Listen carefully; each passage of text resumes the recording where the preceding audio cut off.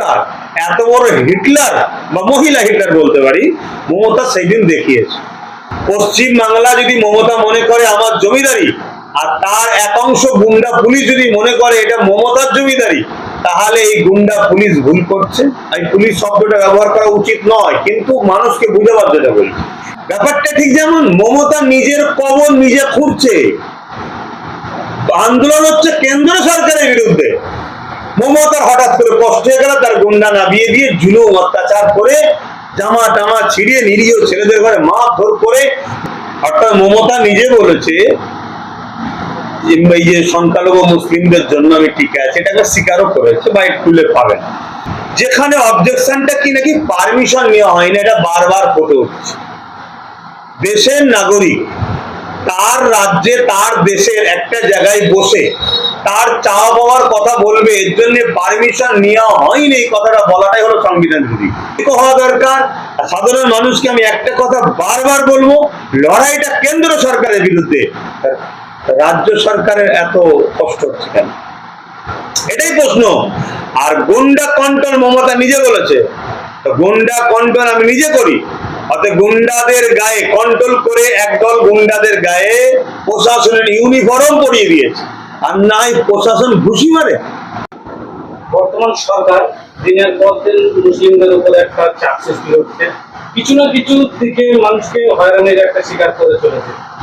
তো আগামী গতকালকে আমরা দেখেছি যে ধর্মতলাতে একটা ওয়াকফ বিলের বিরুদ্ধে একটা আন্দোলন, সেখানে কম বেশি কবিতা সংগঠন ছিল, তার মধ্যে কিছু রাজনৈতিক সংগঠন ছিল, বাকি সবই অরাজনৈতিক সংগঠন।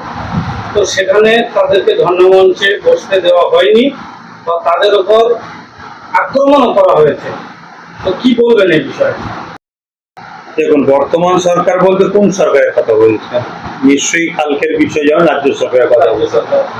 তবে আমি একটু আপনাদের কথাটা ধরেই আগিয়ে বলছি, রাজ্য বা কেন্দ্রে এই দুই সরকারই চলছে নাগপুরের ইশারায়। দেশের গণতান্ত্রিক যে অধিকার, মানুষের মৌলিক যে অধিকার, সেই অধিকারকে হরণ করছে এই দুই সরকারই। এই দুই সরকারের কর্মসূচির মধ্যে সংবিধান বিরোধী কাজ ফুটে আসছে।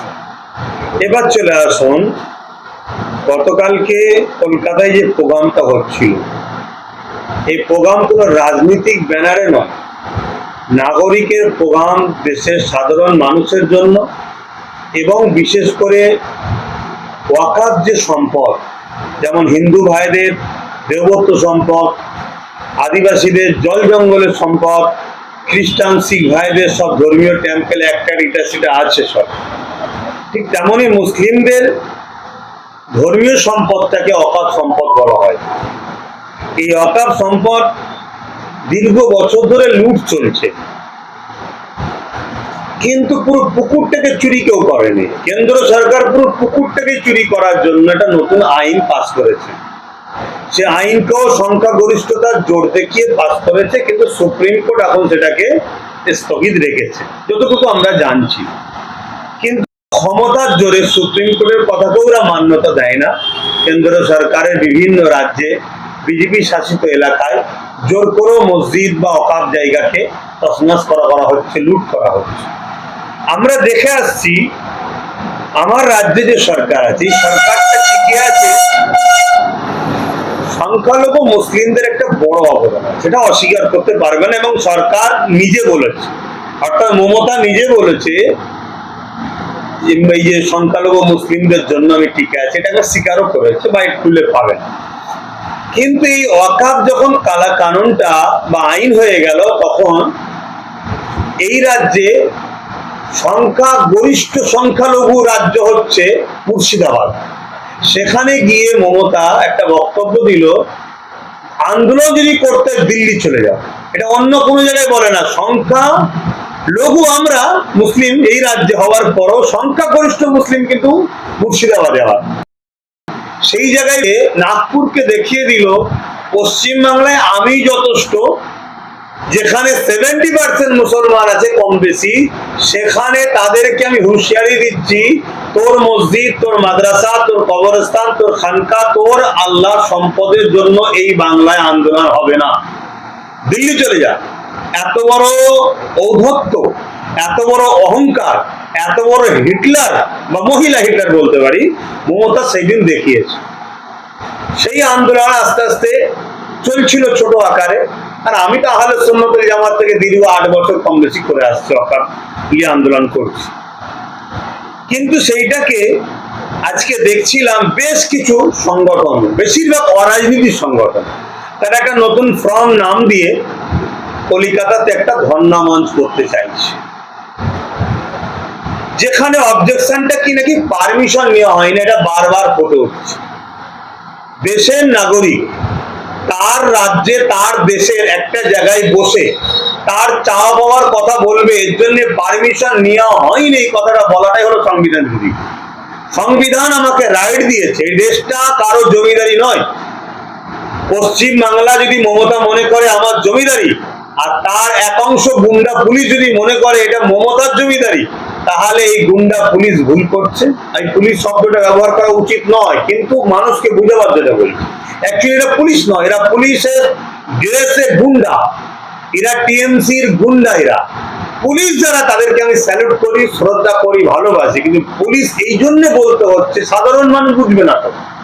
সাধারণ মানুষকে এরা তো পুলিশের ইউনিফর্ম দেখাচ্ছে, এরকম বাজারে কত কিনতে পাওয়া যায়, সেলাই করে নিয়ে তৈরি করে মমতা তার দলের গুন্ডার গায়ে পুড়িয়ে দিয়েছে, দিয়ে বলেছে আমার হয়ে কাজ করবি, সংবিধান টংবিধান দেখবি না, আমার পা চাটবি, আমার গোলামি করবি, তাতে সব ফেসিলিটি আমি দেবো। এই গুন্ডাগুন এগুলো করছে। তবে যারা প্রকৃত পুলিশ, তাদেরকে আমার শ্রদ্ধা, সম্মান, ভালোবাসা আগেও ছিল, আজও আছে, দ্বিতীয় আমাকে হবে, কারণ আমি ভারতীয়। আমার দেশে প্রশাসনের খাকি পোশাক যারা পরে প্রশাসন করে, যারা সংবিধানে হাত রেখে শপথ করেছে সংবিধান অনুযায়ী আমি চলবো, তাদেরকে সম্মান আমাকে তো দিতেই হবে, তবেই তো আমি ভারতীয়, কেন দেবো না? কিন্তু মমতা যে আজকে তার গুন্ডাদের গায়ে খাকি পোশাক তুলে দিয়ে, সাদা পোশাক তুলে দিয়ে, পুলিশের ইউনিফর্ম তুলে দিয়ে পুলিশ ডিপার্টমেন্টকে আজকে যে কলঙ্কিত করছে, এই গুন্ডাগুলোকে কখনো মেনে নিতে একজন নাগরিক হিসেবে মেনে নিতে পারি না। যাক, সেই জায়গায় কখনো পারমিশনের প্রয়োজন হয় না। পারমিশন নেবো কেন? আমার দেশে, আমার রাজ্যে আমার চাওয়া পাওয়ার কথা, আমি আমার দুঃখের কথা বলবো, তাও আবার কেন্দ্র সরকারের বিরুদ্ধে।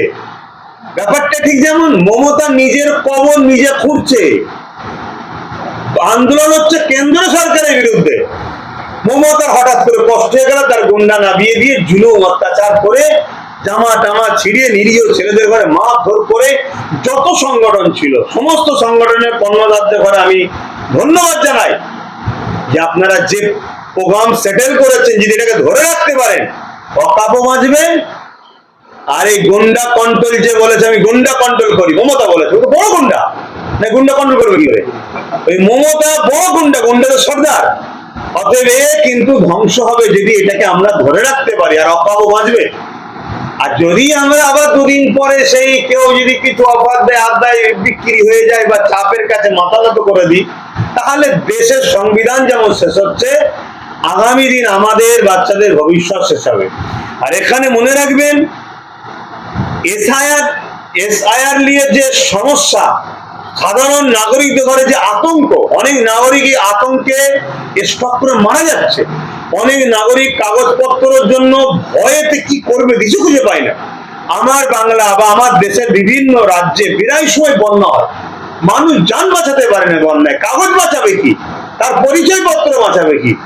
সেইটা নিয়ে যে ষড়যন্ত্র চলছে, বিজেপি যেভাবে ভয় দেখাচ্ছে আর যেভাবে মিথ্যা মানুষকে দেখাচ্ছে মুসলমানদের বার করে দেবো, বা রাজ্য সরকার যেভাবে দেখাচ্ছে, এতে যাতে সাধারণ মানুষ এই আতঙ্ক থেকে বাঁচে এবং মানুষের উপর জুলুম যাতে না হয়, এটাও কিন্তু একটা আন্দোলনের মধ্যে ছিল।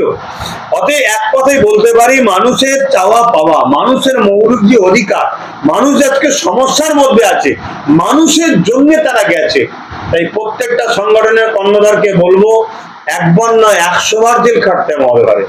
আমরা নেতাজিকে ভুলে গেলে হবে না, আমরা হাফেজ মীর নিসার আলী তিতুমির তিনাকে ভুলে গেলে হবে না, আস্তাকুল্লাহ খানকে ভুলে গেলে হবে না, মহাত্মা গান্ধীকে ভুলে গেলে হবে না, ক্ষুদিরাম বসুকে ভুলে গেলে হবে না, বিরসা মুন্ডাকে ভুলে গেলে হবে না।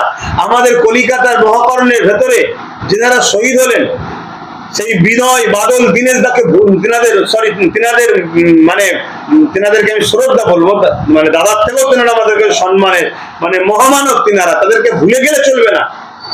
এই মনীষীদের কথা স্মরণ করে ব্রিটিশদের হাত থেকে যেভাবে দেশকে স্বাধীন করেছে, আজকে আমরা স্বাধীন দেশে বসবাস করছি, কিন্তু আমার দেশের মধ্যে যারা নেতা আছে তাদের কাছে সাধারণ জনগণ পরাধীন হয়ে আছে। এই জনগণকে বাঁচাতে গেলে লড়াই করতে হবে। তবে আমি এটাকে চরমভাবে নিন্দা জানাচ্ছি এবং এর বিরুদ্ধে আরো বেশি প্রতিবাদ হওয়া দরকার, আরো সাধারণ মানুষকে সংগঠিত হওয়া দরকার, ঐক্য হওয়া দরকার। সাধারণ মানুষকে আমি একটা কথা বারবার বলবো, লড়াইটা কেন্দ্র সরকারের বিরুদ্ধে, রাজ্য সরকারের এত কষ্ট হচ্ছে কেন, এটাই প্রশ্ন। আর গুন্ডা কন্ট্রোল মমতা নিজে বলেছে, গুন্ডা কন্ট্রোল আমি নিজে করি, অর্থাৎ গুন্ডাদের গায়ে কন্ট্রোল করে একদল গুন্ডাদের গায়ে প্রশাসনের ইউনিফর্ম পরিয়ে দিয়েছে। আর নাই প্রশাসন ঘুষি মারে, হ্যাঁ, প্রশাসন এভাবে এই একটা লোক শুধু শান্তি ফিরিয়ে এসে কথা হচ্ছে, হঠাৎ করে মারপিট শুরু। তার মানে কি, আমার দলকে টেকাতে হবে, আমার দলকে টিকাতে হবে। পর্যায়ী শ্রমিকদের নিয়ে যে নাটক করছে রাজ্য সরকার, পর্যায়ী শ্রমিকদের যে নাটক করছে, সেই নাটক ধরা পড়ে যাবে যদি ধর্ণা মঞ্চ হওয়া শুরু করে। অতএব এটা অত্যন্ত জঘন্য বিষয়, দুঃখের বিষয়।